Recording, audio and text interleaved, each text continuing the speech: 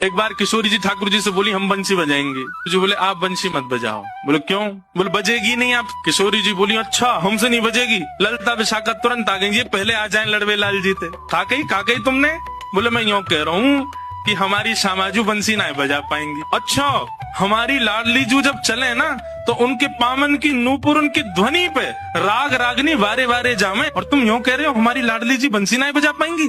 चलो जल्दी अपनी बंसी दो, हमारी किशोरी जी बजाएंगी। अरे मैं कोई किशोरी जी पे संशय ना कर रहा हूँ, किशोरी जी पे कोई आक्षेप ना कर रहा हूँ, वो साक्षात संगीत स्वरूपा है, पर मेरी बंसी जे ना बजा पाई। ललिता जी बोली आज तो यही बंसी बजेगी, अब ही बजेगी और तुम्हारे सामने ही बजेगी, लाओ दो। ठाकुर जी बोले ना माननी बात, लो दे दो। हे लाडली जू आज दिखा दो यार, जो बहुत अपने आप को कुछ समझे बंसी बजावे और यूँ सोचे कि या के आगे कोई ना, आज आप बजाए दो, नेक दिखाए दो, अपना स्वर लगाए दो, यही को मूर्छित कर दी हूँ बंसी बजाए के। ठाकुर जी के हाँ श्री जी बजाओ, हमारा तो सौभाग्य कि हमारी बंसी आपकी सेवा में, पर मैं फिर कह रहा हूँ जी बजेगी नहीं। किशोरी जी ने अपने अधर पर वेणु धारण करके अपनी कोमल उंगलियों से छिद्रों को आच्छादित किया, और जैसे ही प्राण पिरोए बस हवा ही हवा निकले, स्वर नहीं निकले। ललिता विशाखा कह रही है अरे जल पिला गलो सुगो श्यामाजू को जल पिलाए दियो, लेकिन बंसी नए बजे। ठाकुर जी मंद मंद मुस्कुरा रहे, अब मैं कह रहा हूँ नए बजेगी मुँह वापस कर दो।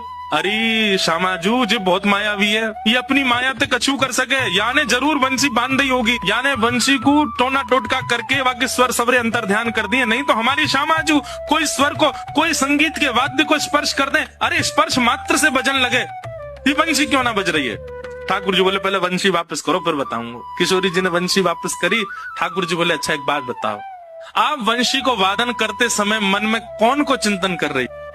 किशोरी जी बोली मैं तो कोई भी वाद्य बजाऊं आपको ही चिंतन करूं। बोले यही तो गलती कर रही हो, ये वंशी जो है ना हमारी अनन्य भक्त है। अनन्य को मतलब कहा होवे एक के अलावा दूसरे को ना भजे, और या वंशी में नित्य आपको ही चिंतन होवे, या वंशी में नित्य आपको स्मरण होवे, ये वंशी आपकी भक्ता है, और आप या वंशी से मेरी भक्ति करोगी तो ये वंशी कैसे बजेगी।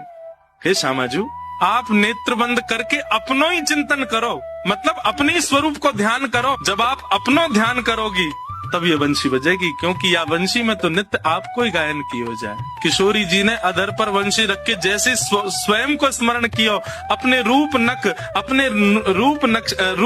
नेत्र आदीन को स्मरण किया, अपनो ही स्मरण करके जैसे वंशी अधर पर धरी, बिना फूंक के वंशी बजन लगी। किशोरी जी के नेत्र सजल है गए। आपकी या अनन्य प्रेम पे ही तो मेरा मन करे कि मैं वारी वारी जाऊं। राधे राधे।